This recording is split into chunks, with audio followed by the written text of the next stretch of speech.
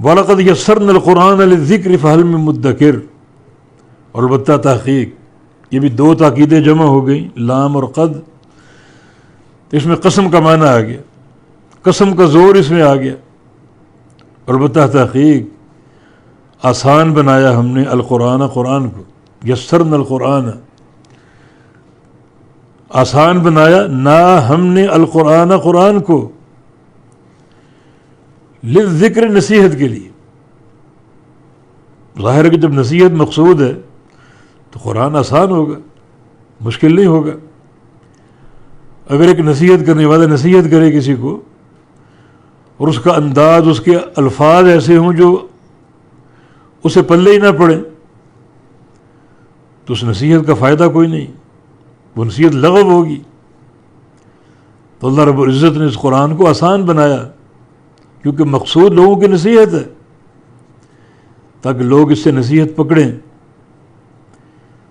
تو قرآن مشکل نہیں ہے، لفظ بھی آسان ہے، معنی بھی آسان ہے. اس قدر اس کے الفاظ آسان ہیں کہ اس امت میں کروڑوں ایسے لوگ موجود ہیں جنہوں نے پورا قرآن حفظ کیا ہوا ہے، بچے بھی، بڑے بھی، بوڑھے بھی، حافظین قرآن. دنیا بھر میں اسی کتاب کو یہ اعجاز حاصل ہے کہ اس قدر اس کو حفظ کیا گیا، اتنے اس کے حفاظ موجود ہیں. اور یہ مقام دنیا کی کسی کتاب کو حاصل نہیں ہے.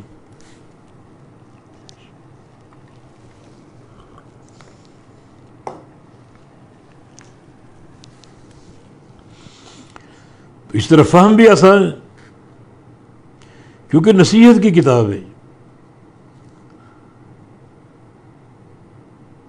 تو اس کو پڑھنا، یاد کرنا، سمجھنا، عمل کرنا، ہر چیز آسان ہے. یہ قرآن کا اعجاز ہے. قرآن حکیم بطور معجزہ کے قیامت تک موجود رہے گا. وہ لوگ غلطی پر ہیں جو کہتے ہیں قرآن مشکل ہے. اس کو پڑھنے کے لیے 16 اور 18 علوم کی ضرورت ہے. لوگوں کو روکتے ہیں کہ تم قرآن نہیں سمجھ سکتے، مت پڑھو، دور رہو. بڑی مجرمانہ ایک خصلت ہے، مجرمانہ فعل. اللہ تعالیٰ دعویٰ کر رہا ہے کہ ہم نے اس کو آسان بنایا. تو اس کے لفظ بھی آسان ہیں، پڑھنا بھی آسان ہے، حفظ بھی آسان ہے، اور اس کا فہم بھی آسان ہے. تو وَلَقَدْ يَسَّرْنَا الْقُرْآنَ، اور البتہ تحقیق آسان بنایا ہم نے قرآن کو، لذکر، نصیحت کے لیے.